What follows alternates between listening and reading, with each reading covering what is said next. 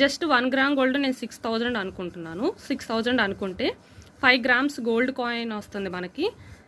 5 into 6000 30,000. మీరు ఇంకేదన్నా 5 గ్రామ్స్లో gold అట్లాంటివి తీసుకోవాలనుకుంటే ఇంకొంచెం అమౌంట్ వేసుకోవచ్చు, ఎందుకంటే మనకి జిఎస్టీ అన్నీ పడతాయి కాబట్టి. సో 30,000లో 5 గ్రామ్స్ గోల్డ్ అన్నది మనం ఈజీగా తీసుకోవచ్చు.